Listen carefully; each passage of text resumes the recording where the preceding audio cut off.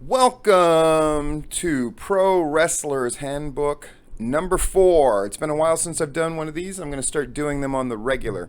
This one goes out to the bookers and the storytellers. But that's not to say that other wrestling people couldn't learn from this. These are a combination of things that I've developed, rules that I've gotten from other bookers, and things that I've gotten from theater, performance, movies, short stories, novels, all kinds of things that I've sort of adapted, refined, and changed. So are some of these things going to be familiar? Absolutely. Are some of these things going to be things that you've directly heard before? Yes.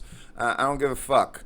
My job is not to trace the etymology of words and phrases, and I'll try to give credit where it's due, where I heard things. But other than that, let's just get into it. There's going to be four tips today, and take them for what you will. Should I add graphics to this? Well, fuck you. Don't be lazy. If you want to take notes, take notes. If you don't want to take notes, don't take notes. And by the way, I don't talk about this stuff very much, but in the description below, I have a Patreon, and where you can, because people have started contacting me.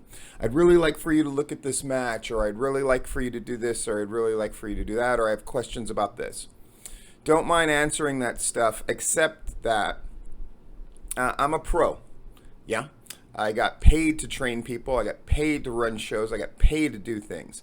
So if you'd like to support me, the way that you can do that the best, and the way that you can guarantee that I will answer your questions and help you out as much as possible, is to join that Patreon. Or if that's something you don't want to commit to, you can just give money to me directly. Or if you just want to support the page in general, to say thank you or to encourage me to do more. I've been doing more lately, and yeah, it's a lot of fun. Let's get to the 4 tips. Tip number 1, palate cleanser. What does that mean? In cooking, you often have a thing called a palate cleanser. Yeah, if you're having different kinds of sushi, for example, that's part of the reason they give you that ginger. You have a little ginger.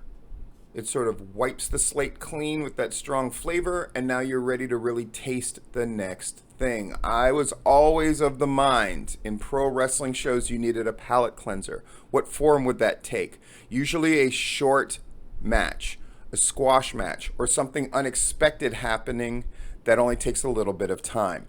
There are sort of time-honored rules that get adapted through the ages about how long matches should be.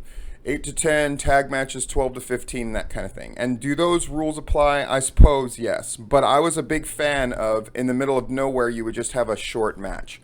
Why do you want to do this? Why do you want to do this?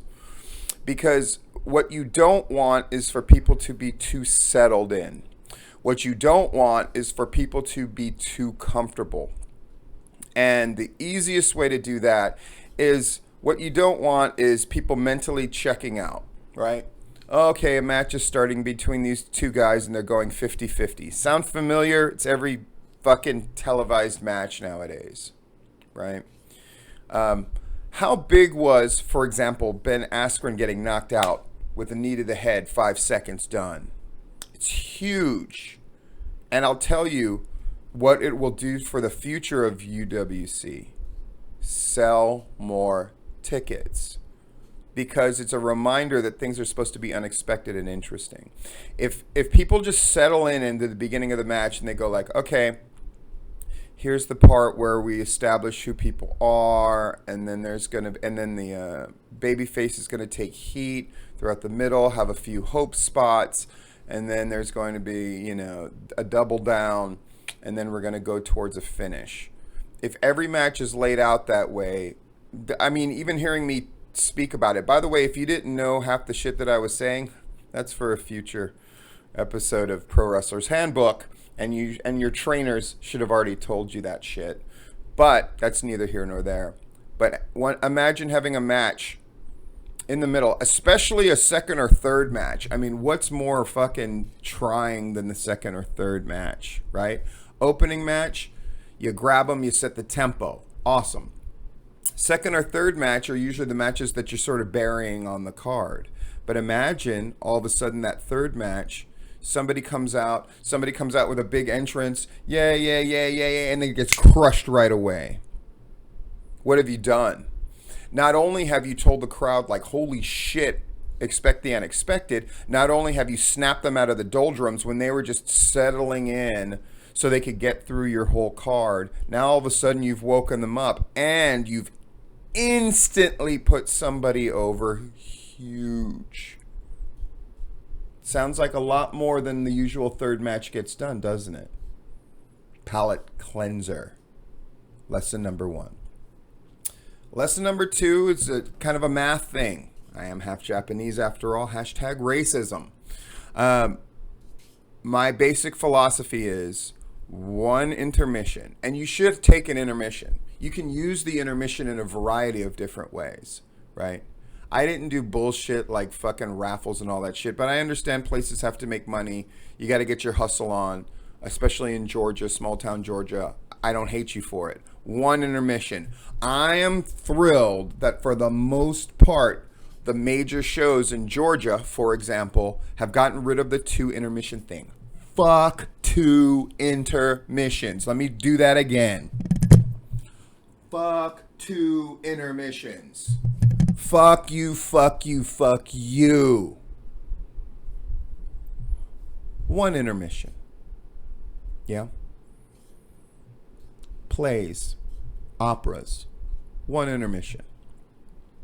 Yep.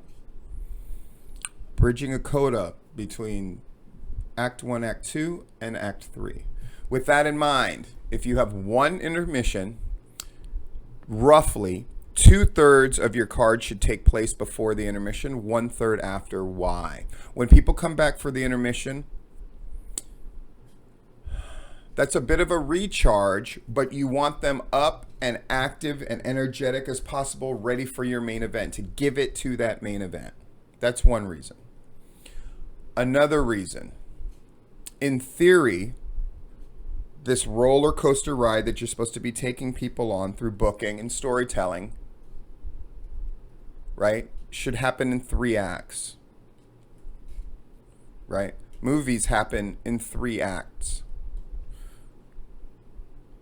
And so by doing the 2/3 beforehand, 1/3 after, first act, right? Setting the scene, presenting the big story, but not really paying it off. The second act, right? Conflict, transformation. The last third, going towards the conclusion, the climax, and the denouement. What's a denouement? That's the sort of the after effects of the climax. Example, break down a movie. Gosh, how about every movie ever? But Rocky, the first third of the movie, we meet Rocky Balboa, right? He's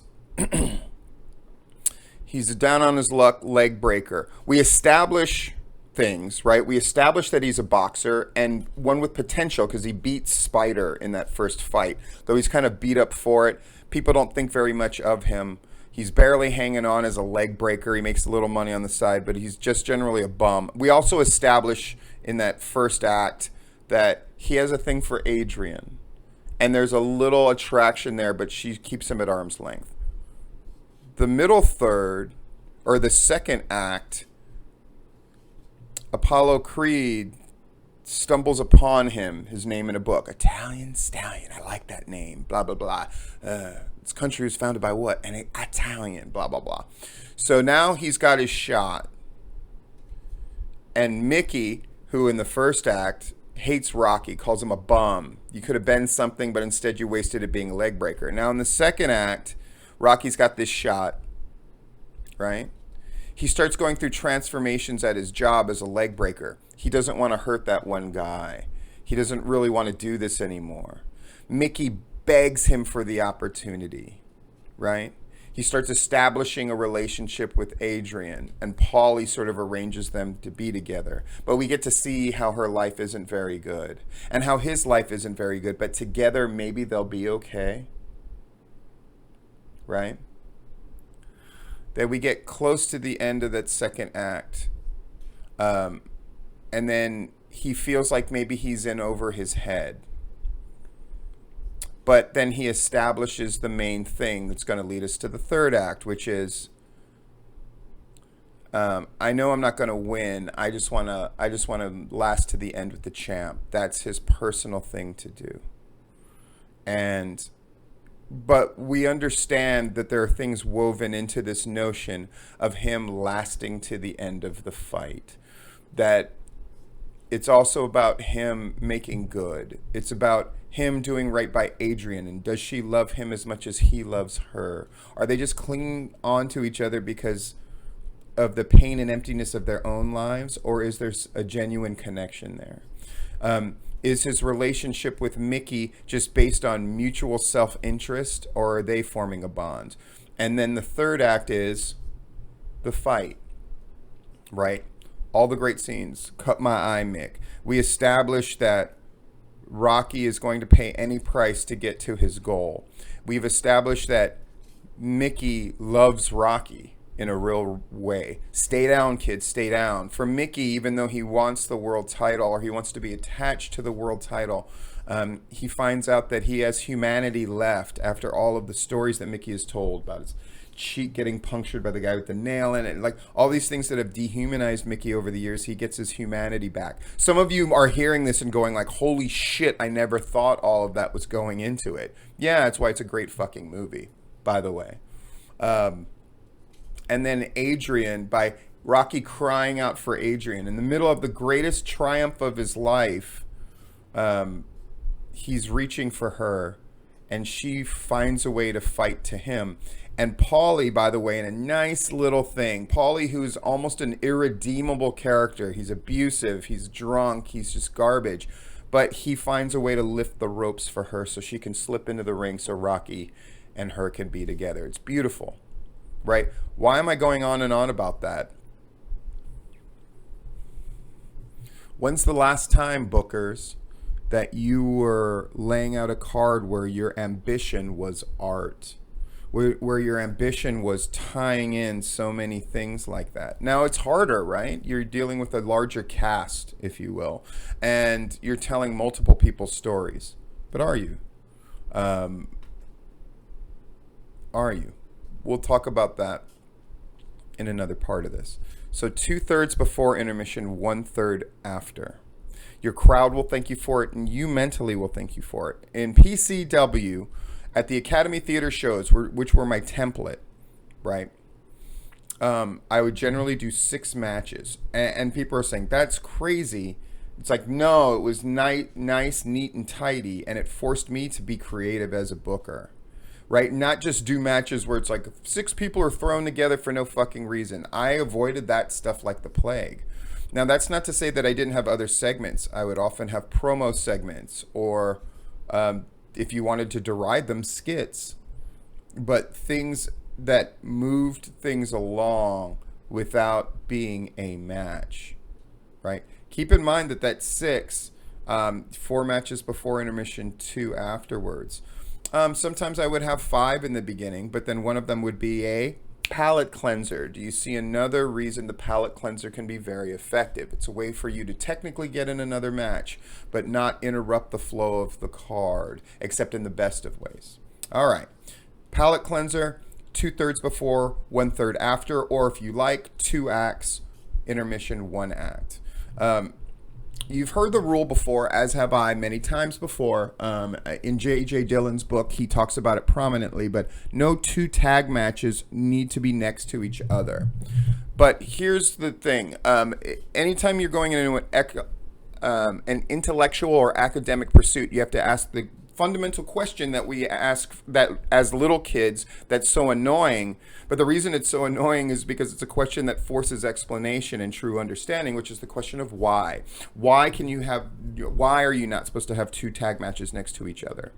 And my answer is different than any that I've ever heard. Keep that in mind, so you take it for what it is. I would say with a grain of salt, but fuck, my words are worth more than a grain of salt, and if you haven't fucking figured that out yet, you never will. You don't have two tag matches next to each other for this reason. It's the same reason when TNA used to book that like lockdown shit and every match was a cage match. Why was there something about that inherently wasn't good? Because if everything's special, then nothing is, right? If you have the same gimmick match again and again and again and again, it doesn't work. All these guys who book these 6-man tournaments where it's 3 versus 3, ooh, isn't that interesting? But they do it again and again and again and again. Or think about the card that got booked that was all like mixed tag pairings again and again and again and again. This shit doesn't fucking work. Why does it not work? Tag matches are in that same category. You know why? Because tag matches are gimmick matches. Hear that. Just because you think tag matches are just a fundamental part of what's woven into the fabric of wrestling doesn't mean they're not gimmick matches. People often lament the fall of tag team wrestling, right? It kind of comes and it goes. And people go like, there was a time where the Rock and Roll Express and the Midnight Express had this great thing. You know what other tag teams had a great feud in that company at the same time the Rock and Rolls and the Midnight Express were doing their thing, and that the other that had like great feuds on nobody else. They were the main tag feud. That's why it worked, folks. Of course, they're great performers, and of course they told great stories, but ultimately, if you had 4 tag teams paired off and feuding with each other on the same card, it's sort of the diluted effect of having 2 of the same gimmick match. Tag matches are gimmick matches. They used to be called Australian rules matches. Why did they call them Australian rules matches? To make them seem more exotic and interesting. That's what you do with attractions, right? It's the 2-headed baby in a formaldehyde jar. It's the bearded woman. It's the 600-pound fat man, back when that was unusual and not just most of your front row, right? Sideshow attractions were just that, attractions. They weren't the main part of a carnival. If you base an entire thing on just the sideshow attractions, you're not going to be very successful for very long. Ultimately, you need it to center around rides and the food that you get at a carnival and the general experience. But you know what carnivals really sell? Just a moment.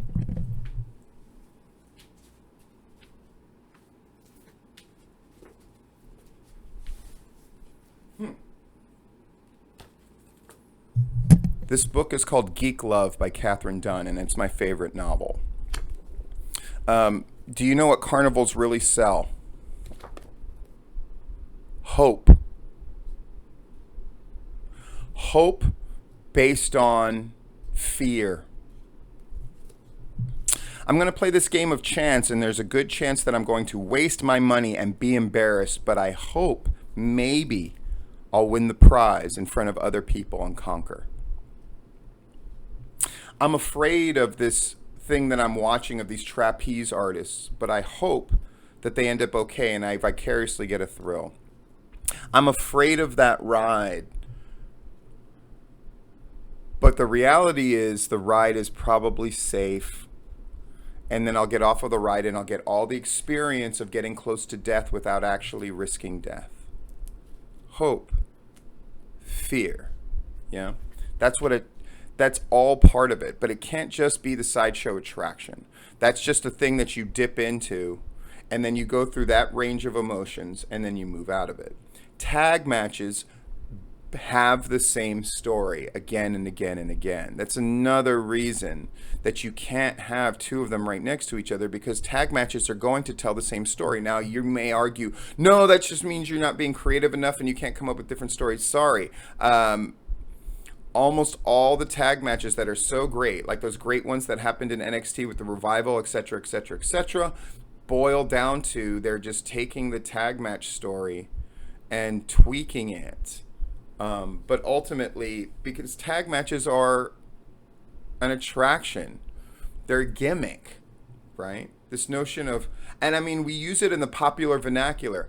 Man, let me tag you in. You handle this person if you're having an argument. Oh, man, let me tag you in. I'm leaving work. You jump into work, right? There's something that's really cool about it, but that doesn't make it any less of a gimmick. That's why you can have two tag matches next to each other, because they tell the same story. They tell the same story, right? Which is different.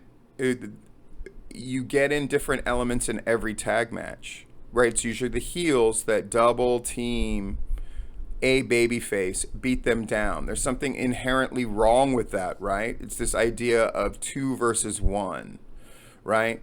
And the drawing out of the tension of, but what happens when the other babyface gets tagged? And then he comes in and he kicks ass. People expect that story because it is an attraction, because it is a gimmick, right? If you have a cage match without blood, it's generally not as good as a cage match with blood, right? Now you're going to cite some kind of exception to the rule. Right. That's why it's called an exception to the rule. Yeah, Bret Hart, Owen Hart, really great. WrestleMania 10. You want to try to do that again? Yeah, it probably won't be as good, because that was a gimmick and an attraction that you can kind of do once and then not really do again without it being a diluted effect. Anyway, that's why you can't have two tag matches next to each other, because they are gimmick matches. And if you start thinking of tag matches that way, as a gimmick match, instead of putting 2 or 3 on your card to create this artificial notion of, oh, I'm really honoring tag team wrestling and making it a big deal, realize for what it is and get the maximum out of it. Now, am I saying you can't have more than 1 tag match on a card? You can, but you better space them the fuck away from each other. And when you have a 6-man tags back in the day were the ultimate attraction, right? You're getting a collection of people together. They weren't just a thrown together thing. It was, in essence, a gimmick match, right? All these different people are feuding with each other. Let's throw them together in a thing of baby faces versus heels. Isn't that an interesting attraction? Unfortunately, that became so commonplace. Think of in the Russo era and beyond, how many times you saw like cobbled together tag matches thrown together. Hey, we're gonna have a tag match, playa, right? That's fully acknowledging that tag matches are just gimmicks, and it actually does work unless you overdo them. How many times have you seen the indie wrestling convention, especially in smaller promotions, where it's like, this guy is wrestling this guy, but then he gets jumped by that guy's partner, the heels, boo, and then this babyface comes to save them, and then guess what? We're going to settle this in the main event with a tag match. That works. There's something about that fundamental storytelling that works, because a tag match is, in essence, a gimmick match, like a cage match or any other kind of gimmick match. All right, I belabored that point to death. Last thing. This is my last theory for this video. I've got a million different things that I put into practice. And this one is one I just sort of came up with on the fly, because I sort of got tired of each card feeling like it was working against the one before it. So I came up with this simple formula, and again, it's nothing that you have to stick to. If I have 6 matches in the card, I don't have to go to this, to this, to this, but it's a nice general guideline. It's more of a feel thing, but in shows where I did it, they tend to work out much better. And they tended to create a great one-night experience for the crowd and hook and drag them to the next show, while also making them feel like their time for the show before was well spent, because they got to see some things pay off. that they had witnessed before. What am I talking about? 1/3 of things should be new. 1/3 should be things of a continuing story, and 1/3 of things should end on every card. 1/3 of things should be beginning, debuting wrestlers, establishing new gimmicks. A wrestler we've never seen speak before speaks. A regular segment gets introduced to your show. 1/3 are continuing. If you're sort of booked in your own mind, a rubber match series where like one guy wrestles each other and wins, the next time the next guy wins. So you can have a third match that might be some kind of gimmick payoff, right? 1/3 of your card are filled with that second of the third rubber matches, but that's just one example. Maybe 1/3 of your card, this idea of continuing something, is somebody cutting a promo based on what happened the show before, or cutting a promo to set up a payoff match at a big show. 1/3 beginning, 1/3 continuing, and obviously 1/3 ending, the end of a feud.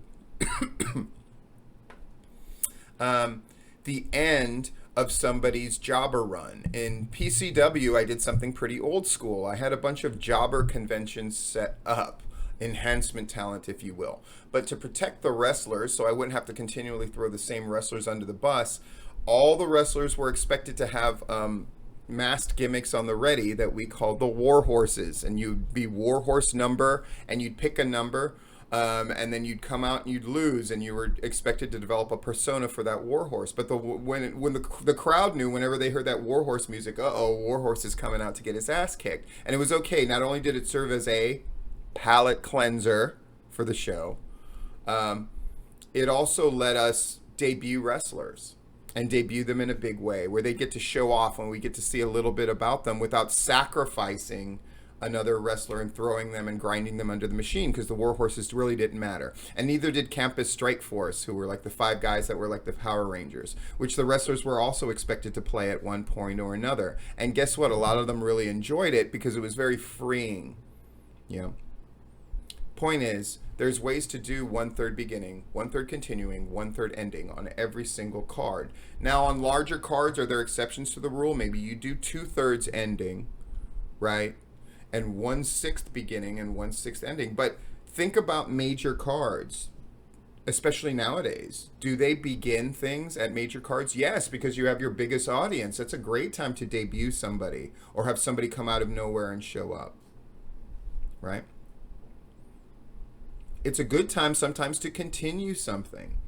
The WWE, when they've gotten into trouble, the problem is on big cards, then they do the matches again on the next Raw and or SmackDown and or pay-per-view, and this people feel kind of gypped. Like, I thought these things were ending, but instead now so you gave us 2/3 continuing, you really ended nothing?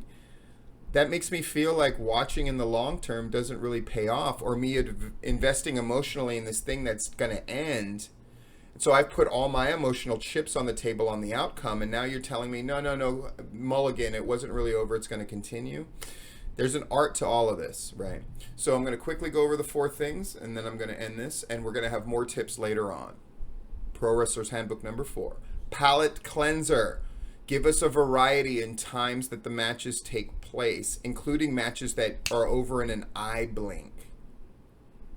2/3 before intermission, 1/3 after intermission, and only 1 fucking intermission. Why? Because we're talking about Act 1 and Act 2, break, Act 3. Yep. No 2 tag matches or gimmick matches right next to each other. Why? We went over those reasons at length, but in essence, they are an attraction. But you can't base your entire show on attractions.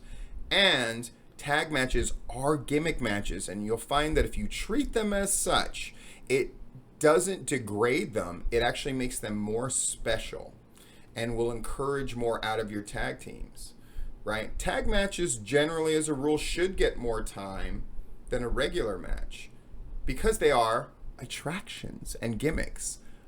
So you can allow them more time to interest your crowd. And finally, 1/3 beginning, 1/3 continuing, 1/3 ending on every card that you do. And you'll find that's a nice structure to at least think about and frame things around instead of just floating around willy-nilly or repeating the same things again and again.